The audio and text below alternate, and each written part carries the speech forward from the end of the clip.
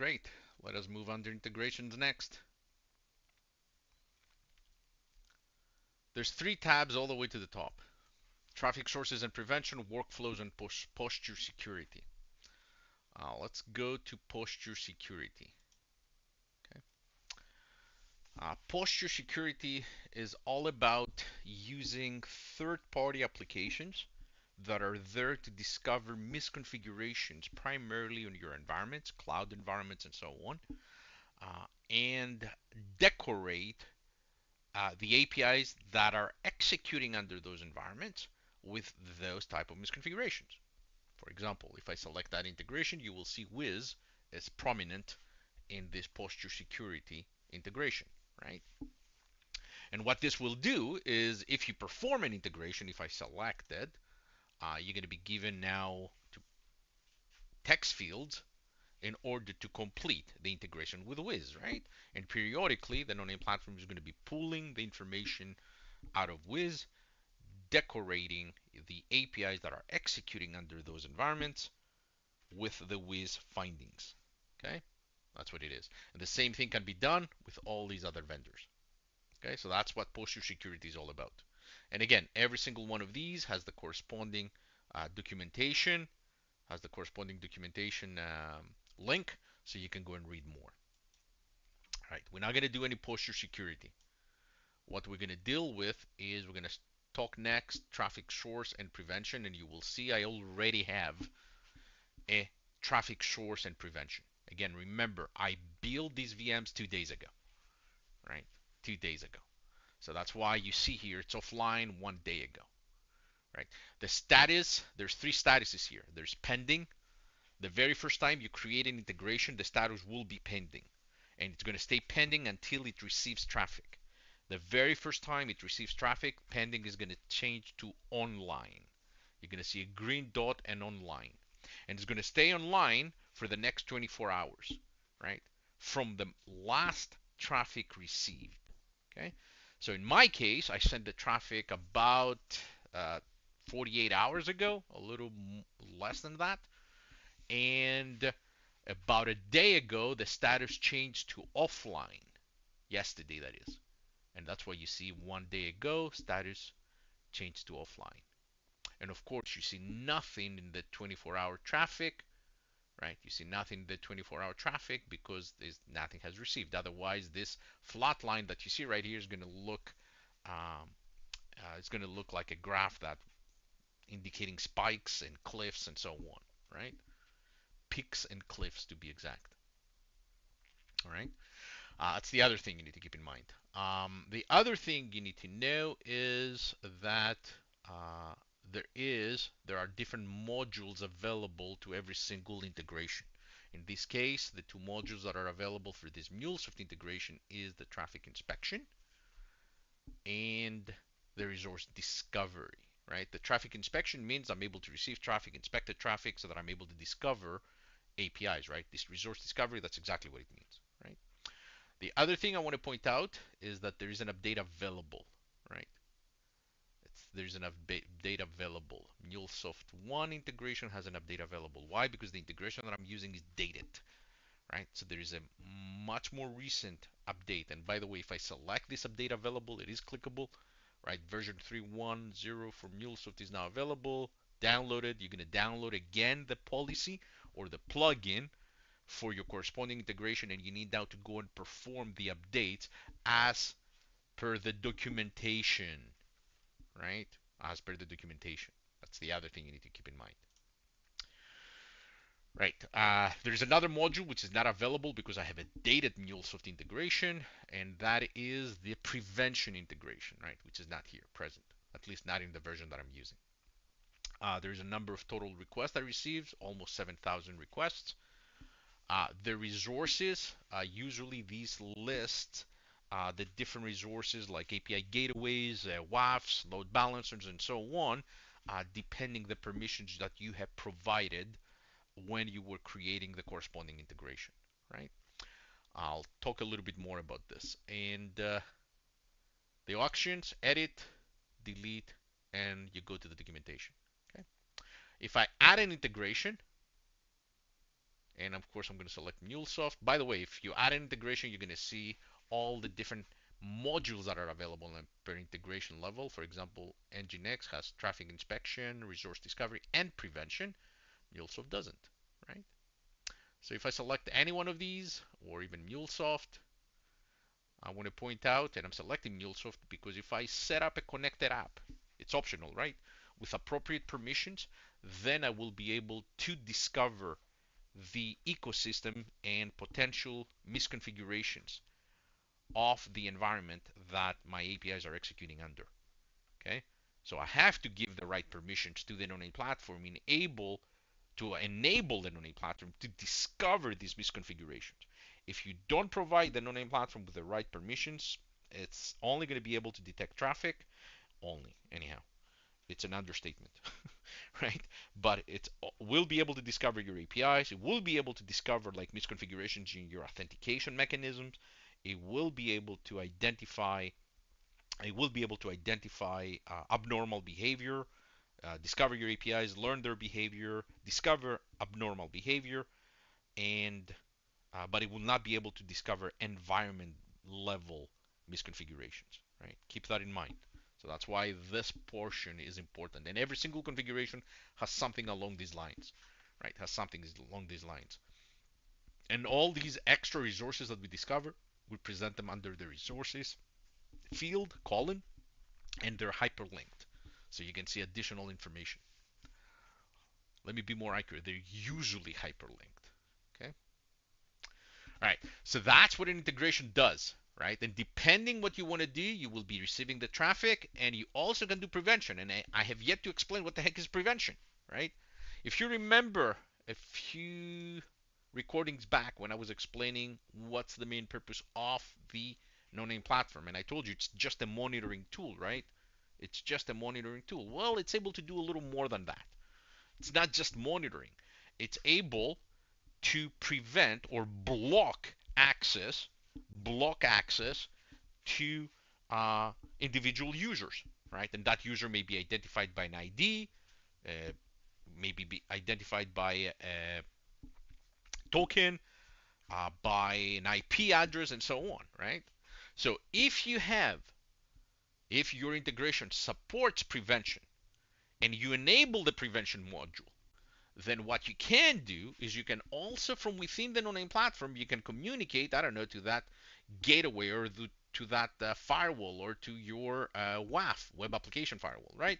You can communicate that and tell them from within the no-name platform, hey, listen, no-name, listen, firewall, listen, gateway, I want you to block this IP. I want you to block this identifier. Okay, so you can do all that. You can do all that. There's a separate class, NS501 IBM Data Power Gateway Integration, where we actually show how you can build an integration, how you can create an integration, a traffic source integration, and how you can enable the corresponding prevention module, how you can configure the corresponding prevention module. Okay, so you can go and check that other class to do all that. So that's with respect to that. And if I'm to be complete, if you enable the prevention integration, then you can go under security. You can go and track down the attacker because it's the attacker you want to block, right? So you can go to the attacker, and if you select any one of these, you can say block. Of course, we don't have any prevention integration at this point. That's why we're not able to perform the actual blocking. Okay. If we had one, we will be able to complete the blocking, just to be complete. And you can block indefinitely. You can block for a few hours, days, and so on, right? Months, etc. So there is some time limit. And again, you see an attack. What you would like to do is, and depending, of course, the level of severity, you probably would like to block first, try to debug next, right? That's a general rule of thumb. It doesn't apply always, but that's a general rule of thumb. We'll talk about more, all right, later on. Okay, so let's go back to the settings. Let's go back to the integrations. So we talked about the different integrations, and now we're going to go to the workflows. What the heck is a workflow? A workflow integration is an integration that helps you communicate information to the other parts of the information, to the of the organization, of the enterprise. For example, developers, right? I like to communicate an incident that relates to one of the MuleSoft APIs to a MuleSoft developer, right? So I need somehow, I can do it by an email, but it's a lot better if I have something that is more appropriate. I don't know, a ticketing system like Jira, right? Like Jira. That's exactly what we're going to do next. We're going to build a Jira integration. And if you're wondering why the heck do we need to build a Jira integration, we need to build a Jira integration because I would like to also show you that life cycle, that work, how the flow of that uh, exercise goes, right? I would like to communicate that information to my Jira, right? How will I be able to show it to you when we try to debug one of the incidents, one of the findings, without having a Jira integration ready to go? Okay. Very similar to prevention. I don't have a prevention module enabled. There's nothing I can do to block. Okay. All right. We're going to select add integration and we're going to select Jira. By the way, these are all the available integrations. We are choosing Jira because it's free, it's readily available, it's pretty straightforward to complete it within a few minutes. Okay, so Jira. By the way, let me mention something that is true for pretty much every single integration you're going to perform in your careers if you are in that type of a business. An integration is a task of having two disparate systems communicate with one another, right? That's what it is. Integration will be a piece of cake if you have the right experts in the right room at the right time. Okay? That's when integration is a piece of cake. Integration becomes difficult, unwieldy, lengthy if you don't have the right experts. Okay? That's true for any integration you worked on, the any integration you're going to work on, okay, in the future. So let's go ahead and set up our integration. And again, I happen to be an expert in the no-name platform and enough expert of Jira in order to complete this integration. Okay, so I'm going to open an incognito window and I'm going to go under my Jira. And again, I mentioned to you guys I have a toy Jira account. So I'm going to navigate to Atlassian.com and I'm going to go ahead and sign in. I have a toy account using the email training no name at gmail.com. Okay, that's my email. Let's continue. I need to use my super secret password and log in. I highly recommend you create your own Jira account to complete this exercise. Now, inside your manual, I have provided you with identifiers so you can integrate with mine, right? If so you choose, you want to do that, you want to use mine, you can use mine. Just be careful. Those tokens, even though I update them every time I update the course, those tokens get out of sync very often, right? So they may not be working. So if they don't work and you still need to use my account, send me an email at training@nonamesecurity.com and I will provide you with a token that works. Okay? All the other values should be exactly the same. Exactly the same. But ideally, use one of your personal emails, create one of these. Super easy. Super easy. Right? So I don't know what this full experience is. Oh, Atlas. Yeah, they updated their stuff. Let's do it another time, not while I'm recording. All right, so there's a project called Product Dev that I have built specifically so that I'm able to communicate to Acme's product development when I discover incidents or findings inside my no-name platform, right? As you can see, I've used it a couple of times already the past couple of weeks. Backlog is empty right now, and so on. Okay. All right. The URL that we need to use is all the way to the top. Here it is. This is it. So I'm going to copy and head back and paste.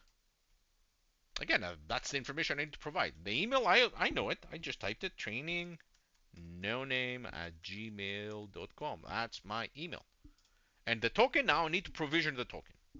All right, let's go back to our incognito window with Jira. And that is under my profile. Manage account, security, tokens. I have quite a few of these tokens and I've cleaned them up. It doesn't let me create more than 25 at a time. So let's go and create another token. And I usually like dates. So today's date is 27? 27, right? So 2024 04 27. If I knew how to type, right? Token. Let's create. Here's our token. Here it is. Pretty lengthy. We can just need to copy, and we're going to go back now to our workflow integration. We're going to paste the token. Paste, Control V. There you go. All right. And that's it. That's our token. And now we're going to authorize it. Remember, it's a wizard with two steps. The very first one, we perform data access. I'm sorry, data entry. So we can authorize, and now we configure, right? We can set up a project. There's 3 projects in total. I'm going to select product dev, and I can go ahead and use the name product dev. After all, this is my workflow integration so that I'm able to communicate to product development. Makes sense. I also have configured this issue type called security issue. Right? I have configured this. It doesn't come by default from Jira, right? So I can use it. In your case, if you use your own account, use any of the other. Use a bug. It's more appropriate, right?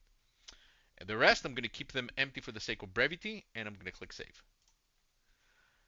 And with this, I've completed successfully my Jira integration. And again, I mentioned to you, I need a Jira integration so that I can show you other aspects of the no-name platform that are operational only when we have a workflow integration. Okay? This is why it's important for us to go through this exercise of going through the different settings, the different configuration of the no-name platform. Okay? With this, once more, we've concluded this section.